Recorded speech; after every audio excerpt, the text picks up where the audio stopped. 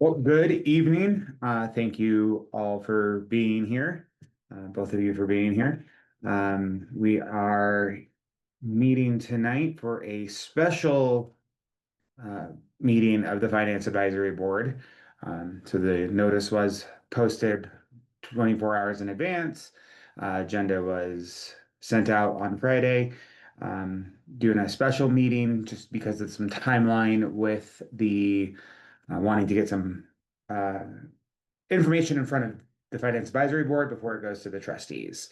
And with their meeting schedule, I appreciate your flexibility in meeting on a special or a different date and time. So go ahead and do a quick roll call. If you can quickly just introduce yourself. Hey, Jason Mellon here. Alex Stewart. Perfect. Thank you. And I'm Nick David, Finance Director and Treasurer for the town of Wellington. Um, Nick Newdell, I've not heard from, so hopefully he's still able to make it. Trustee Cannon is unable to make it while he is out after some medical treatment. So we wish him well. With that said, three of us out of four from the committee, we do establish a quorum. So we can move on with our agenda. Seeing no public present, we'll skip over the public invited to be heard, and we'll move into our discussion items. So the discussion item, first one is the May 19th, 2025 Finance Advisory Board minutes. So this is my first attempt at ever doing minutes. Any comments, questions, concerns in anything contained in the minutes? If that's your first time, great job. Yeah. Just my name, it's Mellin. See, that is, The rest of it looked pretty good to me, though. thank you for correcting me. M-E-R-I-N, all right.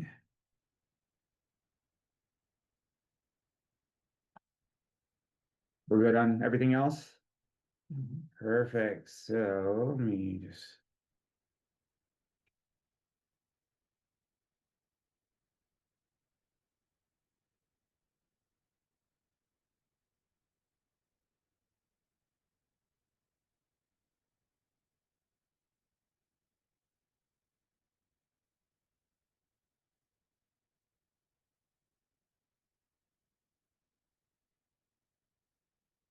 All right. And then I'll go ahead. All those in favor of approving the minutes from the May 19th, 2025 Finance Advisory Board minutes, say aye. Aye. Those opposed, same sign, seeing none. Approves unanimously. Perfect. Next topic was our advisory board bylaws. So the bylaws we worked on as a group last May or in May. They were then sent to our town attorney, Dan Sapienza, for some legal review. We asked him questions that we followed up on as well. There were some changes. Those were sent to the board by email. Any discussion around the bylaws as they are being presented tonight? Yeah, I see you've got stuff highlighted starting on page 17. I'm sorry?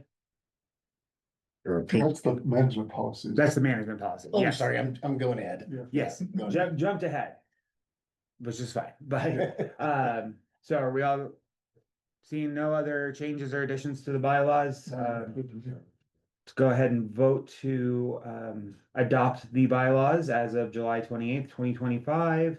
All those in favor say aye. Okay. Perfect, thank you. Let me make a note of this as well. Hey, Patty. Howdy. How's everybody? Yep.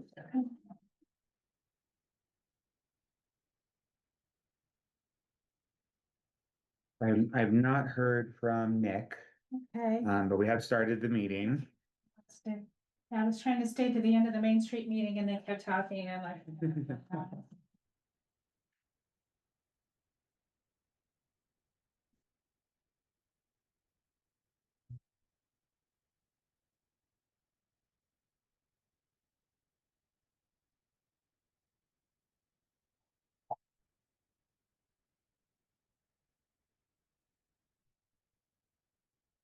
So we've approved the minutes and these are the bylaws. So the bylaws we worked on as Yep. a group in May.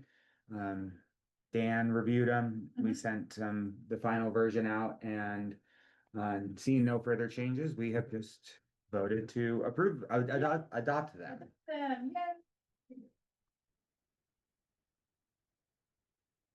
Time to get things completed.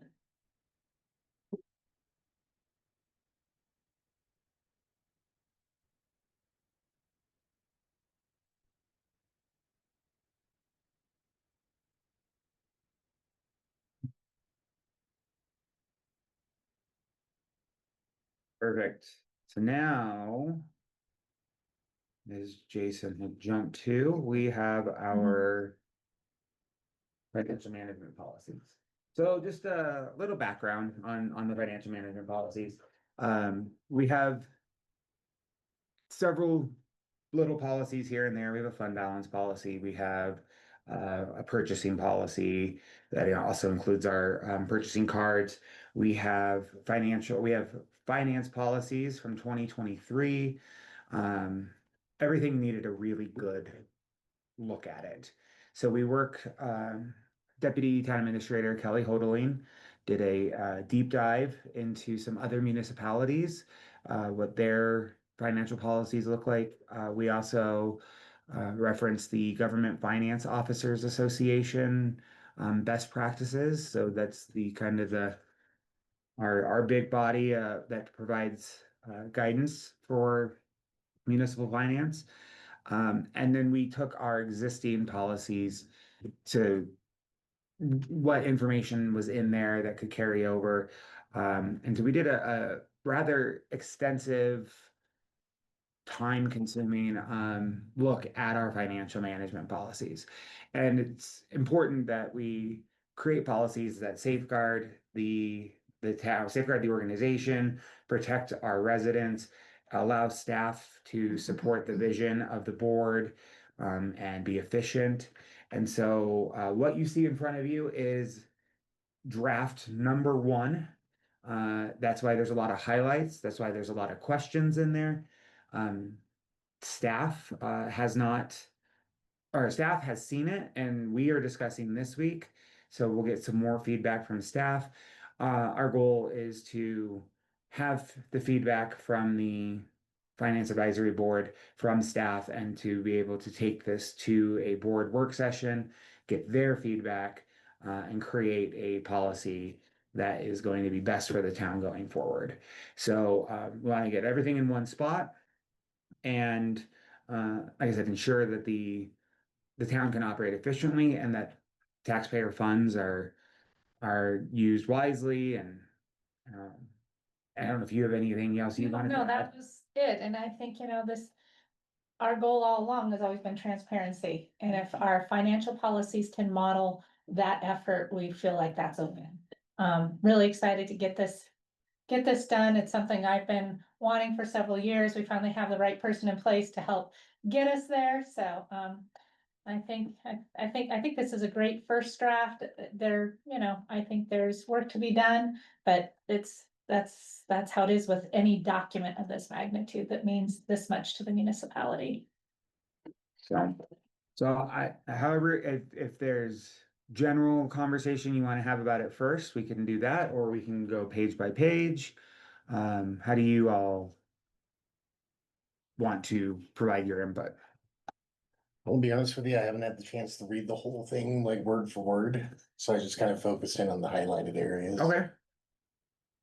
Well, and we'll be continuing to take feedback. I mean, this will not be your only opportunity. Yes. So, But by all means, if you want to take a deeper dive on your time and Yeah. send feedback, that is more than Yep. welcome. More than welcome. So, well, then we'll just go page by page.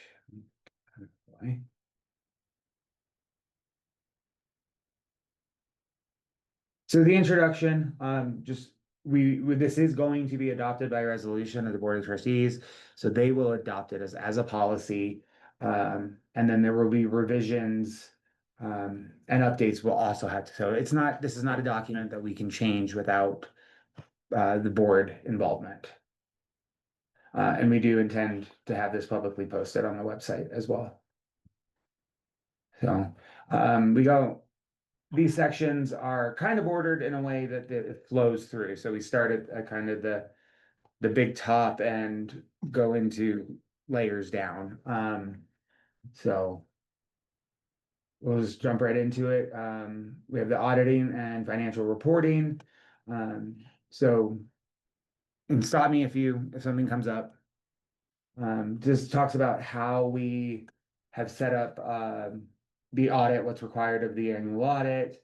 By the way, I think you all know that the 23 audit has been completed and submitted to the state. The 24 audit, we are now under engagement with the same auditor to do the 24 audit. Is that a new rule in there about doing a 5-year contract? No, so that's actually is a best practice. Is it? It wasn't in this wording was not in our previous policy. It's been in place though. It has been in place. That was part of the problem going to a new auditor, right? We Yeah. had to really do a lot of catch up and pre-work to. Yeah. Mhm. They makes a lot of they sense. price better if they know that they're going to Mhm. have a client for several years. Our particular agreement does require an annual approval. So we do have the option at the end of a term if it doesn't work out, which is what happened with the previous auditor. Yeah, I guess that's good in case if you have somebody that's not getting it done or Mhm. whatever, you can still Not- get out of not that. responsive, yeah. So we do provide financial statements. Those are issued monthly. They are posted publicly on the town's website as well as in the board packet. We talk about our basic budgeting information and accounting information here. There is a budget section, so we go more into that. And then as we've talked about, this is our fund structure. So what departments and services are provided by each fund. Then we go into fund balance. So fund balance is essentially your reserves. Making sure that you don't spend more than you take in, or if you do, you have it in the bank essentially. So we talk about our unreserved or unassigned fund balance. So what's available to spend. We talk about our reserve requirements. So 33% of regular operating expense. Or 110% of debt service, whichever is greater. Enterprise funds is 90 days of regular operating expenditures, and a capital reserve equal to 1 year's depreciation. So we're still building that in the enterprise funds, but we have included a previously discussed date. That date has been established prior. So this talks about the order in which we spend our money. So of course, we want to spend the money coming in first before we go into fund balance, the reserves. I'm going to investments, just to again be transparent. We don't have any investments like in the stock market or our investments are with a firm that is they're basically in a high yield savings account. So, but it's a firm that only serves municipalities, and so they have the ability to keep their costs low and provide higher returns than your bank down the street. So if we had bigger reserves, we could look at other investments. So this is what's outlined here. Then we go into budget, which is happening right now. So we talk about our timeline. A balanced budget means that we don't spend more than we take in or have on hand. So we're not gonna spend all of our reserves and our revenues, because you don't have the money then. Yeah. So a balanced budget though you can spend reserves, which we have. So that is the goal is to not though. We talk about overhead allocations. This is how for each, not every department has a finance person. Like the enterprise funds don't have their own finance department. They're not big enough at this point to do that. So the general fund pays the finance department, and we provide services like utility billing, like the CIP planning and whatnot. So the overhead allocations is how those enterprise funds pay for those hours. And you see that in the budget as a transfer from the enterprise funds back to the general fund. So, of course, we want our budget to be linked to our community plans. Those include comprehensive plan, master plan, strategic plan, making sure that we are again executing the vision of the board. We have been honored the last 2 years with the distinguished budget presentation, and it is our goal to continue to strive for that. And anywhere where you might see something that's like in bold like this as needed or seek or strive, if you have suggestions on word choice, feel free to provide it. So not everything got highlighted apparently, but I like strive. Yeah, I do too. Yep. That's what I'm saying. was adding a lot in. Mhm.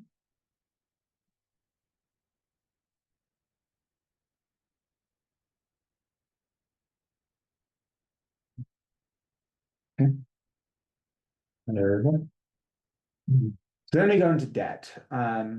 Debt as in we can do traditional loans. We have a loan actually with First FMBO Mhm. for the Wellington Community Park.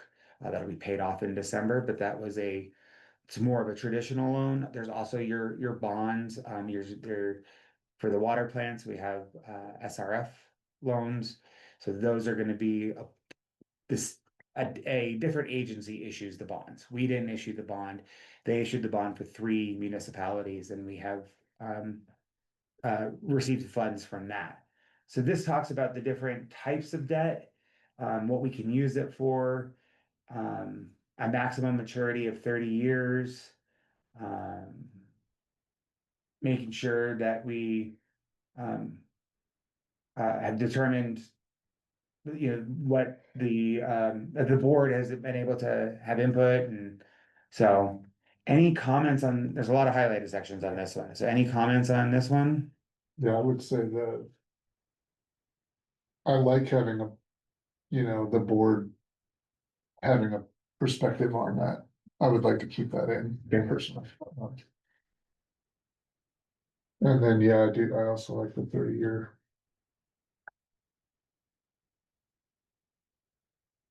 So what you mean by that is like nothing, the absolute limit would be nothing beyond that?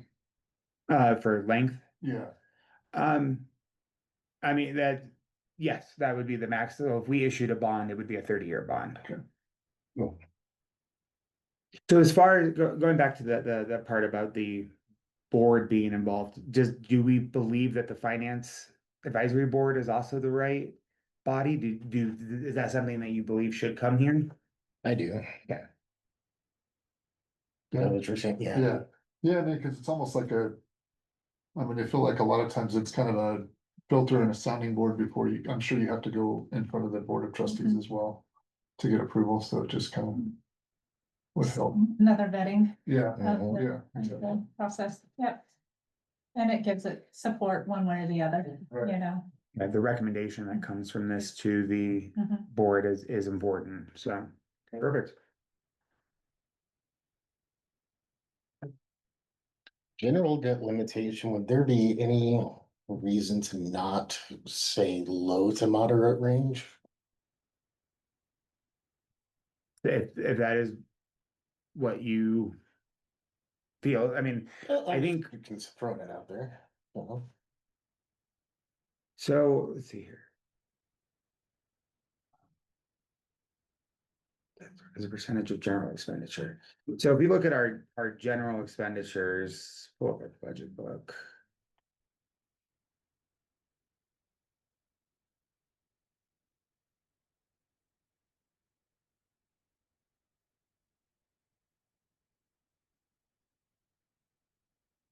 So our total expenditures in the general fund were 9.8 million. So if we stayed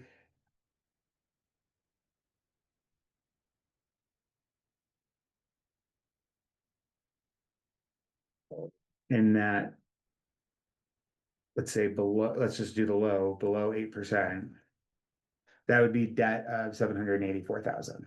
That's just general fund. I wondering if this talks about what the balance was of that park originally.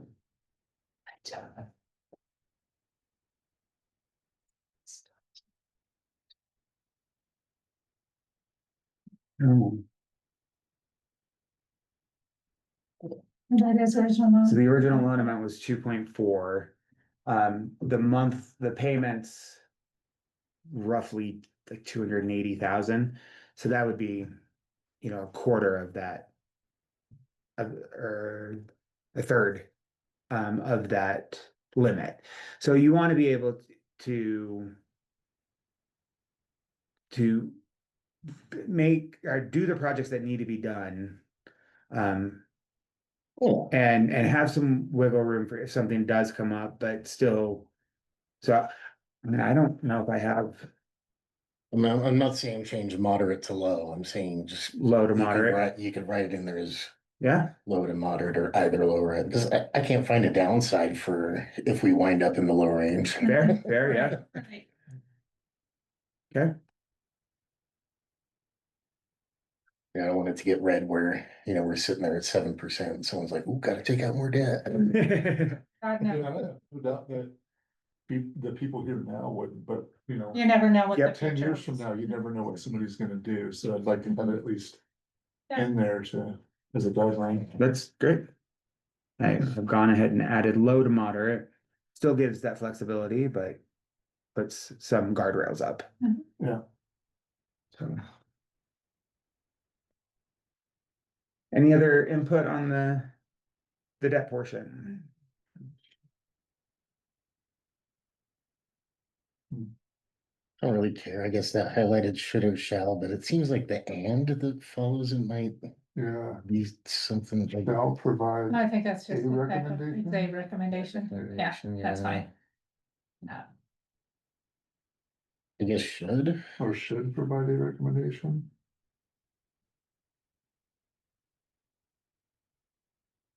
Should is giving you an option, shall is saying you will. Yeah, It should.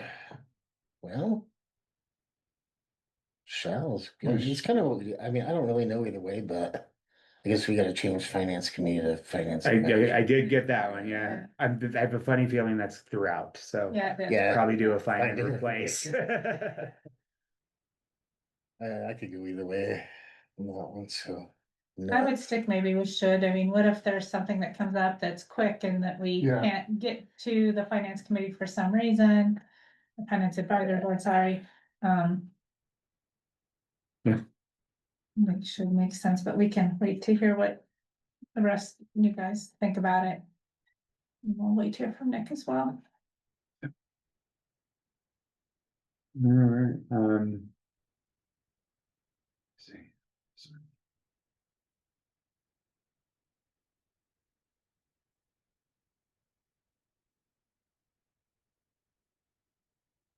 So, yeah, so we don't, like I said, this section's talking about Mhm. that there are some missing sections. The sections that are missing don't currently apply. We do not issue bonds. We do not have a bond rating. In the event that was going to happen, we were noting here that we would want to take this back to the board. Mhm. There would need to be additional steps. I don't, if we're in the foreseeable future, see bonds on our horizon. So, Mhm. okay. Revenue. Feedback or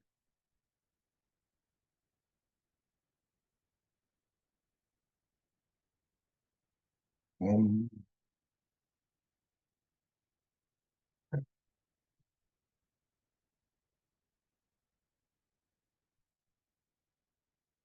I don't know, I kind of like vigilant, I guess. other words, if you think of other words, and I've had Yeah. some staff recommend that aggressive is a little aggressive. Yeah. I was trying to find a way to say that differently. Vigilant means you're gonna stay on. Yeah, You know, and that's it.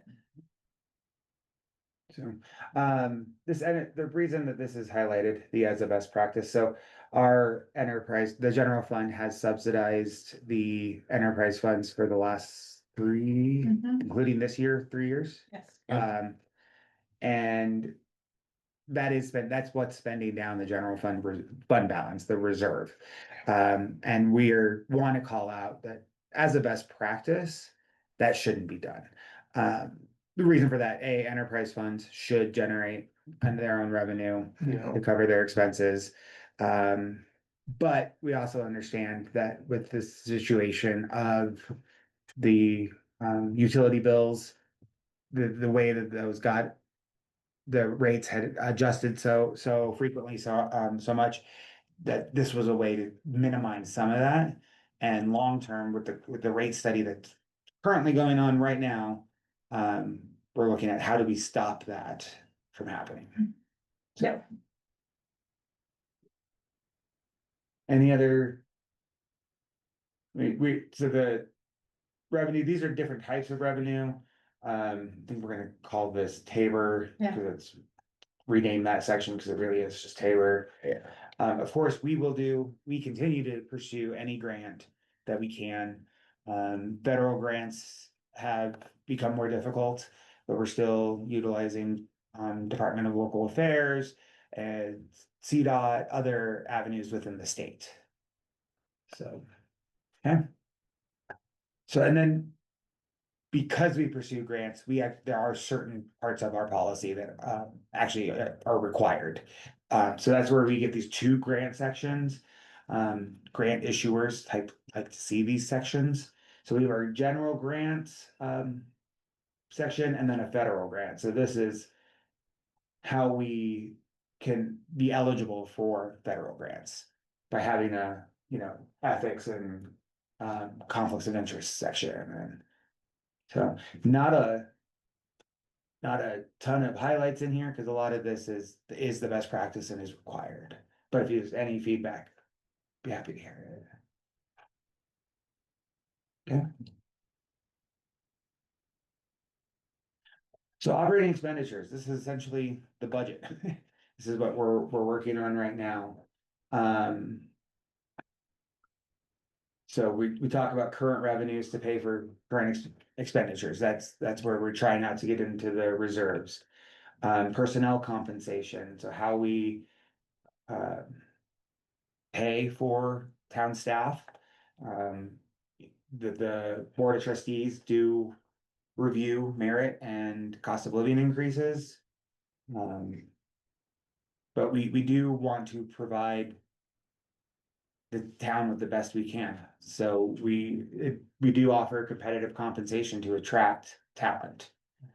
So is there any-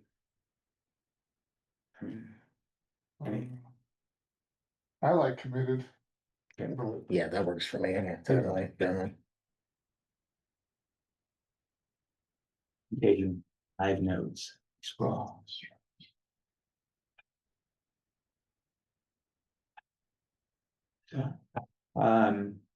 Again, to carry out the work, we have to have assets, capital assets. Yeah. So. We're looking at our fleet right now. Are there different ways to manage the fleet? So, those are everything from your snow removal to your gators in the parks. yeah, So, I think oh, that sorry. the town will provide sufficient funding sounds. Mhm. You like that one too? Mhm. It No. does sound, I think like it sounds good. Again, it's kind of, it's that little word choice though. Yeah. Strive means we're sure gonna try. Will provide means we will do it. Yeah. So, Well, and I think sufficient funding for adequate maintenance. I mean, that's kind of protecting your assets rather than Right. trying to, I've seen a lot of companies try to do it and then, Mhm. they don't actually do it. And then they're buying new equipment all the time because they're Right. not providing the correct, or, Yeah. committed to that. perfect. So sale of surplus items. So we do, you know, if a asset has aged out, or we no longer need it, first thing we want to try and do is recover some of the expense. So, we put it up for sale. It's open to the public on Good that. BidNet. You know, and this is just, do we want to put any guardrails on that? So like, obviously we wouldn't, this is stating we have some options, I should say. So can we sell it to employees? We'll never give it to employees. Should there be just a dollar amount that an employee, if it's over a certain dollar amount, it has to go to auction? I think it's just pretty standard to keep that stuff separate, like they can buy it from that same site, but to just offer it to them, you know. I think that's kind of a standard process throughout Okay. many industries is to, you know, the employees typically aren't allowed to partake in a lot of the same things that the customers get, I guess. I mean, sometimes you get employee discounts and stuff like that, but when it comes to these type of things. I know we've had in the past where we had like desks that we put on BigNet, nobody picked up, Mhm. so we're storing them. Or in the Well- garage, and then so it's like, so what do you do with it then? Yeah, I You guess know, you that's could kind put of a where time we're, limit on it, like if Yeah. nobody takes the bid for a certain amount of time, yeah, maybe. then you Yeah. can offer it up. Or- Yeah, I don't know, we were cleaning out that garage and it's like, what in the heck are all these desks? And they're like, oh, we put them on BidNet, nobody picked them up, so they're stored here. And I'm like, oh, fantastic. So what if they're like a little bit of combine, right? Yeah. No time will property be offered to employees outside of a public offering. Yeah, And There that you it go. must be advertised, these bought apart must be advertised at least 10 days. there you go. Oh, yeah, It, oh, yeah. if we could put some kind of stipulation as to where it's advertised, maybe. I don't know, ooh, could we add a section to the town website? Old junk for sale? Have a town yard sale. Get rid of Maybe this that's not pretty quick. super classy. No, that's not good. Great idea, but no. But- Who's gonna manage that? Yeah, right. I don't know, it's on BidNet, I don't know what the advertisement looks like, but that's a good, I'll just put in here, where are we? Yeah, I'll be honest, I've never heard of it, so, Just so that people know. is it? Yeah, it's a lot of this, it's like, it's how we auction off stuff for the most part, but. Some of that, you know, some other smaller municipality may want something Mhm. Right. hard to believe smaller than You know, us, we but do they are. advertise that on CML. We can advertise it on the CML side, or on their, whatever, their newsletter. But, Yeah, I could see wanting to get rid of stuff at a certain Mhm. point. but yeah, We've tried everything. Yeah, Let's somebody just get take it it, out of yeah, here. Yeah. I just set it outside, someone come pick it up, but. Okay. um. So, and then just this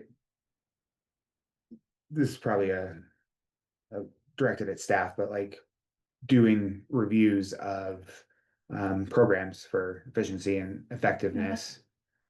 So. Cool. Any other question or any other input on this first part of the operating expenditures? We go into more about the purchasing policy and how to do the bids and stuff, so. Any other feedback here? Okay. So capital improvement projects, CIP projects, that's the, everything from out at the cemetery, as we were discussing today, to the big treatment plants. So, currently, we consider it a CIP if it's more than $10,000. We want to do a little bit more research to see if that's the right dollar threshold. Because as we all know, cost of things have gone up. Mhm. Mhm. So do you have any input on what might be considered a capital project? Like what's, $10,000 to me doesn't seem like it goes very far anymore. Not anymore. I mean, I don't know. Well, I guess, I mean, you have a list, I'm sure you have a list of projects that you yes, Mhm. yeah. have tried, I mean. What do you think? I mean, what handicaps you from getting stuff done? So you'll see it later in here when we talk about signing authority.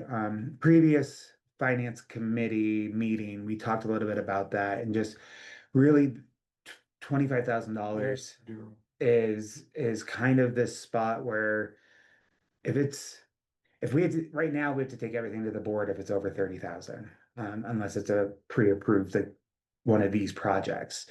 And even then, if there's a single purchase or a contract that goes to the board, that slows down staff, but it also takes up board time.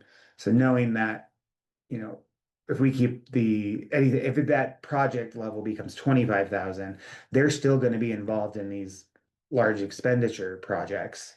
But it allows us to, we have an opportunity to do a dog park because we've got a grant or we have a realignment in budget. Like the ADA dock, we got a grant for that. It's cool. So now we don't spend money on that. Let's do a dog park and a disc golf course.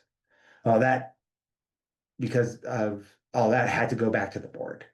So I would say 25,000, keep it consistent. But your input is important as well. 25 sounds good to me. I mean, I would just look at some other municipalities and just kind of just try to be in line with that.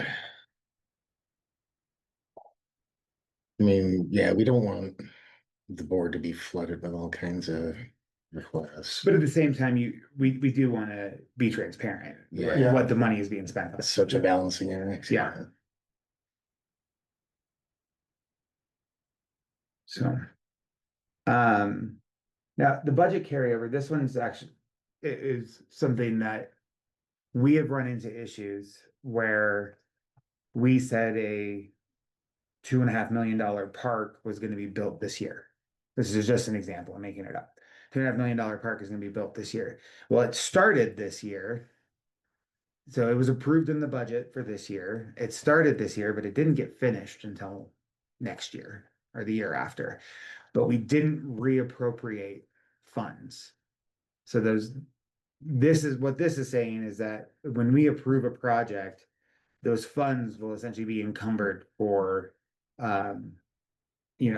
up to 3 years to allow time for those projects to complete. Do you actually fund that line on you like set aside those funds for that project that year? So yes, so it comes out of the estimated ending fund. So if it doesn't carry over, where do the funds go? They roll back into essentially the bottom line of the bank account balance, the fund balance. So They there's- become unexpended Yeah. and are, so if we don't put it back on the budget again, because it slipped through, or maybe we're doing the budget in June or July, we're on to this, and we think the project's gonna be done by the end of the year, but it doesn't get done. Then we run into, so this is saying that we will actually encumber those funds, essentially put them in that, Yeah. hold them in that reserve for up to 3 years. So that way we don't have to worry about if something runs long. Yeah. It's That makes a lot still, of it's still sense. budgeted for. Okay, Oops. so I think we might need to talk about encumbrance. Yeah, I think I agree.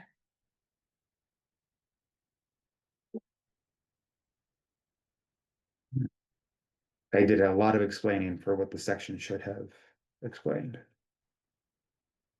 Okay. So, and then the last part is how we identify the funding. So there are certain things that are imperative. They have to be done. Our expansion of the water treatment plant had to be done. Yeah. So that's gonna be your part. Then we have priority 2. These are things that really should be done, need to be done. And then your 3 are important. But if we're looking at where can we spend the money, we need to make sure we're getting the have-tos funded first. So any other input on capital improvement projects? Great. So emergency procurement, this section was very important to the board. we did an exercise with Larimer County Office of Emergency Services or Office of Emergency Management. And it became a talking point of what do we do if a emergency happens in Wellington and we need to make some quick decisions on on purchases or signing contracts. So we looked at again some language in other municipalities. This is not saying that it has to, or that it will be done.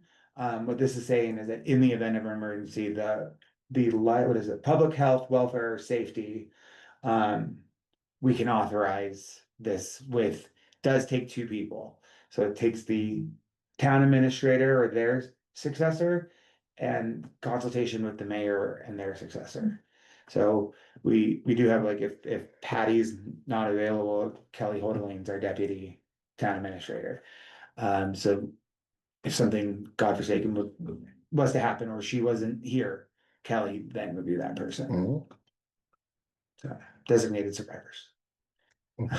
So now the number, the $500,000 amount is double the signing authority. So we're not taking the guardrails off completely, but does that feel We're appropriate? talking if we had like a natural disaster or Right. something, yeah. Flood, Flood, fire, tornado, and much of this would be handled by Larimer County Office of Yeah. Emergency Management, but this is, if we are, if Just in they're, case. just in case, Yeah. if they're coming to us and they're saying, the only way we can help you provide housing or whatever is we need to contract with so-and-so, and we don't have time to call a board meeting, so that just Yeah. authorizes staff Yeah, to. cause if you're moving people and you need them in a hotel that night, Yeah. you need to be able to Yeah, pay for. Yeah, and generally Larimer County would set all that up and it would be covered, but this is the worst case scenario. Yeah, I think it's good to have a plan. I would say just make sure on that second paragraph, we mirror the language in the first paragraph. About the consultation with the Yeah. mayor, yep, it's just to confirm, it's like, these are the two pieces Yeah. you need. Oh.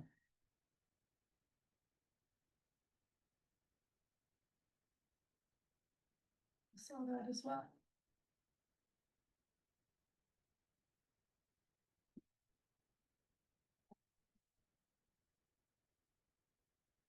There you go, in consultation with the mayor or successor. Thank you. Perfect. All right, so purchasing policy. So a lot of the purchasing policy is existing policy. Probably, I think it's come in front of the advisory board before. But what I tried to do is in updating this was make sure that we were using proper descriptions of how the town actually operates, that we maybe don't need to say things as long as we've said them before. So simplify, but still keep our code of conduct, still have the restrictions, still make sure that this is a policy that is effective and efficient, but protects the town. So you don't see a lot of highlighting because I didn't get through that part, but the parts I do want to bring up is the purchasing thresholds. So we have a spending limit. So that's essentially the credit limit on your purchasing card, your purchase limit or your per transaction limit. And these are all the maximums. So you'll see in the appendix, not everyone has these. This is just, no one has higher than these. And then we go into the bidding thresholds. So this is where that 25,000 comes into play. Anything over 25,000 requiring quotes, anything over 100,000, there's going to be, 3 written quotes, and the large contracts we do a sealed competitive bidding process, and there's an actual appendix for that. And then keeping in mind that the Board of Trustees approval, so budgeted purchases above 100,000, they still have to review. So just because we are doing the 3 written quotes doesn't mean we're automatic, the board still has to review those. And this is where it's still on those large purchases, those large projects, the board will still have involvement. And anything above 25,000, if it's non-budgeted, would still go to the board as well. So I would love feedback on how these dollar amounts feel to y'all. Low, for buyer's best judgment. What was the first part of that? I'd say low. That's too low? It might be. I don't know, I gotta go to appendix B and come back. Okay. So appendix B is the sealed competitive bidding, Okay. but appendix A is the signing authority. Here, I'll flag this that we can come back to this. So if we do go, and I'll finish this part and then we'll jump to appendix A. So cooperative purchasing, this is just allows us to participate in, there's some like portals that we can do that it's multiple organizations participating. We are able to negotiate. Sole source is certain things, maybe be software or capital assets. Only one can only get it in one place. So you're not going to be able to have multiple quotes. This gives us just again some guardrails. We can't just say like, oh, this is the only retailer for this product in Colorado. No, like we need to go farther than that. But if it's the only product, then you know we're have to be this. So there is criteria of what we can use sole source justification for. We find that a lot with our treatment plants. Oh, Things like yeah. that, they're very specific, Yeah. and a specific company makes a specific part, and that's the only company that makes that part. So we run into that, particularly in public works. And so we do keep justification, like, so if an invoice is a certain dollar amount that should have needed a bid, but there is not multiple bids, then we have the department head write the justification. And then we'll jump to appendix A for signature authorization. So so this is, I made it an appendix because this seems to get printed a lot and buried in a policy wasn't the easiest to find it. So this is still, the appendix is still board approved. And we highlighted here that again, anything above 25,000 is going to be subject to those purchasing thresholds referenced easier or previously in the policy. So looking at this, does 25,000 still feel right? Do those thresholds feel correct? I don't know. Let me get back to you. I wanna think about that one for a while. Maybe not give you an answer right this moment. That's fair. I like that. Yeah, this is a big deal. What has been in place has been in place forever, and it's really hamstringing us, moving forward on projects sometimes. So we want to make sure it's right. We want to make sure it's well vetted and. Well, I mean, you see all this stuff on a regular basis, like, what do you think? Is it enough? So when we talked last year and Cause a I half thought we ago, raised it to that, didn't we? so the 250,000 came directly from here. Yeah, And what I've done to your point is seeing what goes through the finance department. I worked down from there. So in the absence of the town administrator, we wanted to make sure that there were individuals who had signing authority. Maybe not as high, but still close. That's where that deputy town administrator, finance and public works. These are people that would typically have to sign larger amounts or approve larger amounts. And then we go into our leadership team. So this is that third section is all of the department heads. And then we've got your your like division managers. So so I worked it down, stepped it down from the max that was discussed here. Keep it in mind. This also has been reviewed by HR, because we wanted to make sure equity as well, so that people with the right, job code, their pay codes, that it's within the risk of their position. And with those numbers, do you feel like business can flow pretty well, or is it still pretty restricting? We feel that this would provide more flexibility. Absolutely. Well- I think Ed will struggle with that 25,000, having to go back to the board. Was that right? Did I remember that right? Yeah, I think so. So That's if what I was it's debating. non-budgeted. Yeah, But if it's budgeted, then it's 100,000. So like a truck, yeah, $75,000 truck that's approved in the budget would not have to go back to the but board. why do we have to come back to the board at all if it's budgeted? I don't know, Yeah, that's kind, I thought. I don't Yeah. know, that's what Ed always Right, tells me, yeah. that when I'm having my one-on-ones with Ed, he's like, why is this even on the agenda? It's already budgeted for, Patty, I'm like, it's the purchasing policy. Yeah, So I it don't know. almost seems like it's. I mean, cause putting it in the budget is an approval by the board, right? Yeah, if the budget is approved, yeah. Yeah, Yeah. So if we say we're buying a new truck for 75,000 or $125,000, that's our max. We pay 105,000 for it. And based on this, we'd have to bring it back to the board for approval. They've already approved it in the budget. So maybe it's just advising that we're doing it. I don't know. I mean, I don't care either way, to be quite honest. Yeah. There's part of me is like, yep, I want to keep the board updated. I want them to know when we're making those major purchases. The other part of me is like, well, you've already approved it. You know, I meet with you one-on-one. I tell you what we're doing and what's happening and what we're buying. So yeah, I could go either way. I just, in my mind, also have Ed in my head, you know, and him telling me, why is this on the agenda?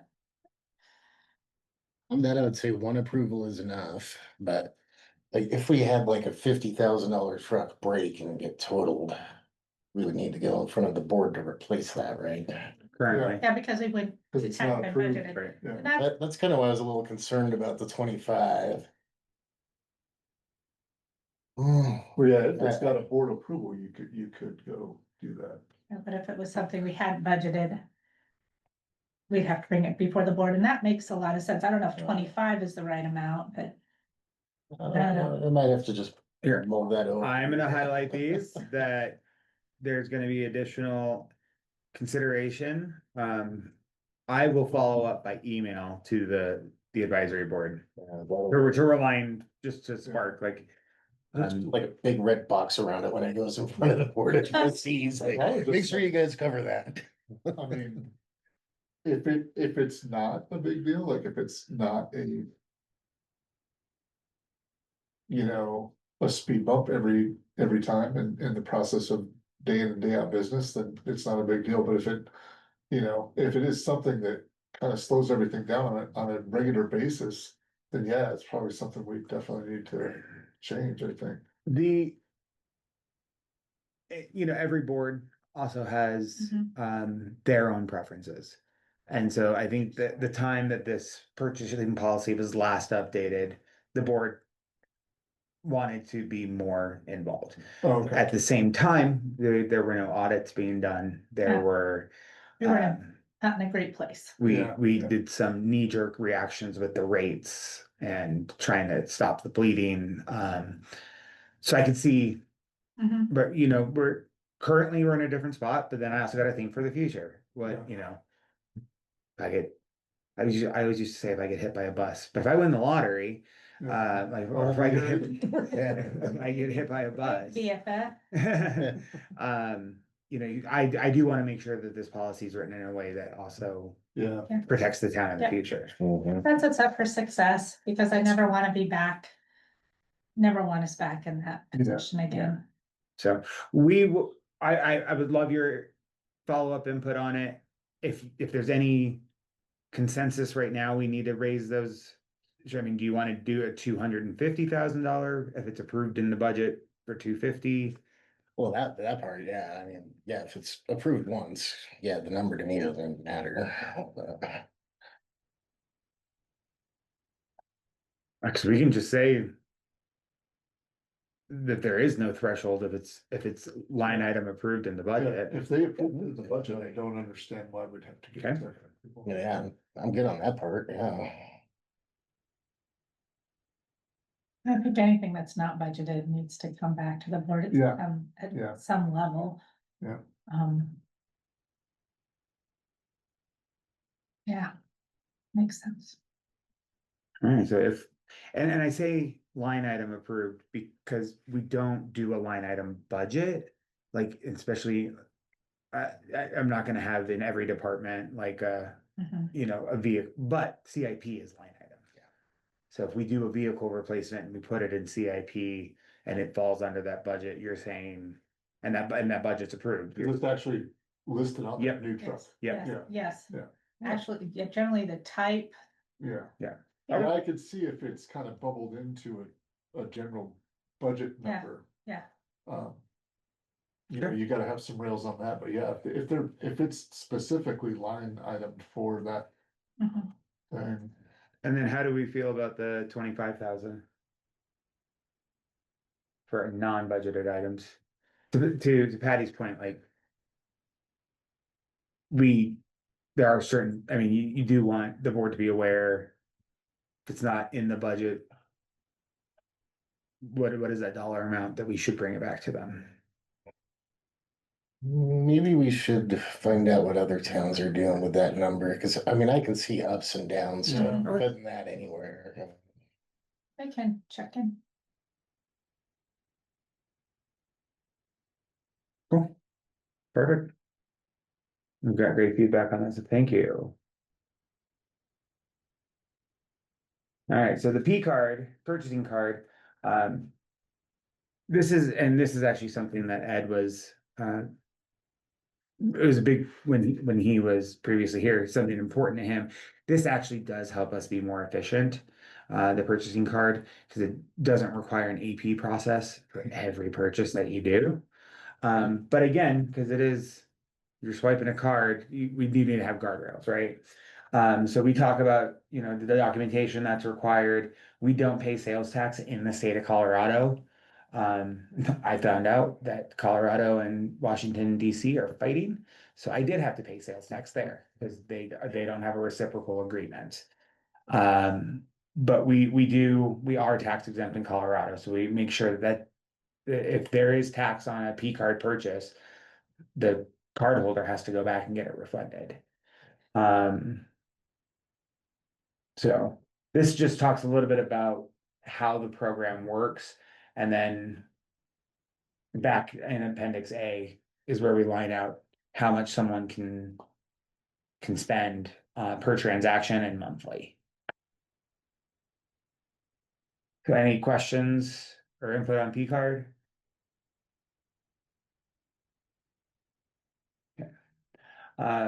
Then we line out travel.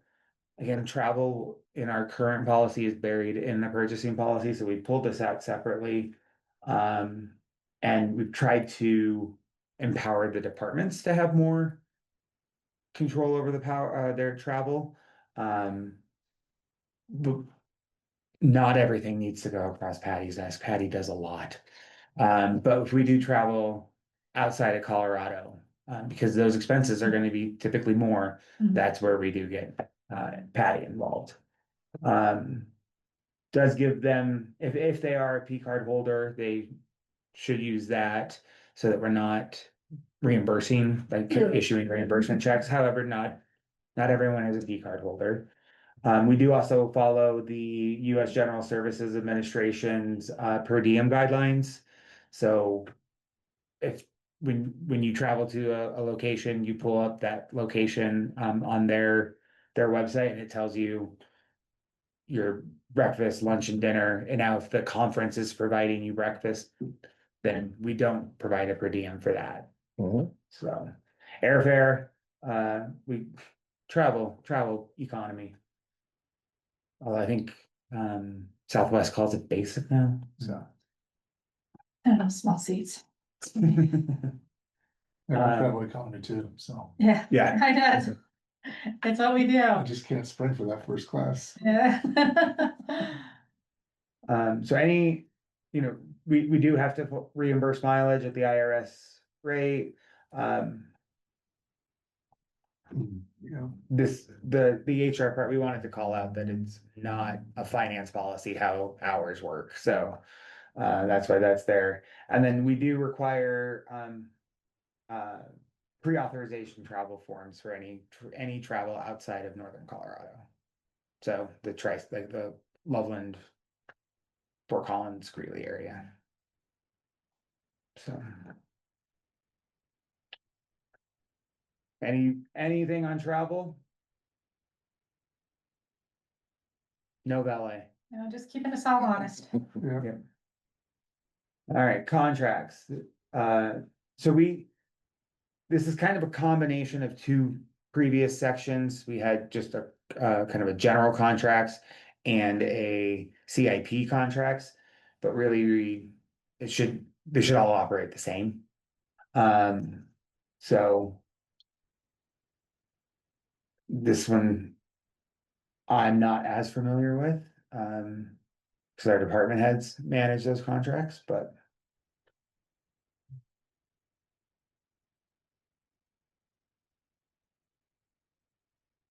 Any feedback on contracts?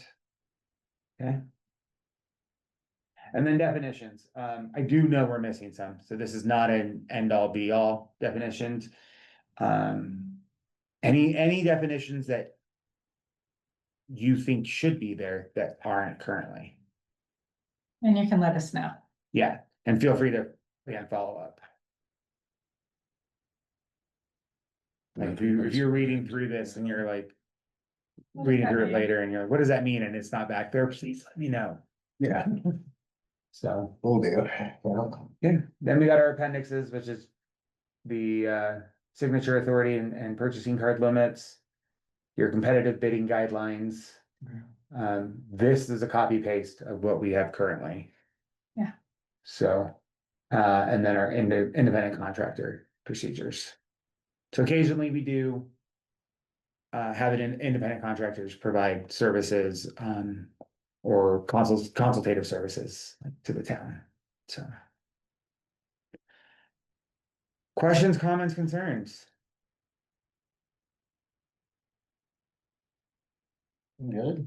yeah, no, If there's anything that you're like, oh, there should be a policy about that, please let us know. I will make sure to send out revisions of this as they come. yeah, So right now, we're gathering the feedback. And then Kelly and I will sit and, we've got a lot of feedback from our town attorney as well.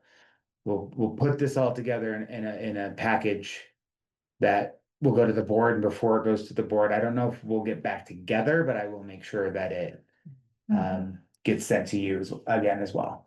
I did actually have a question to circle back on the investment portion. Yeah. You were talking about once our reserves get to a certain size, we could do that. Yes. Is there anything laid out for that? Because I mean, I think for future endeavors, if we do start getting a surplus, that investments would be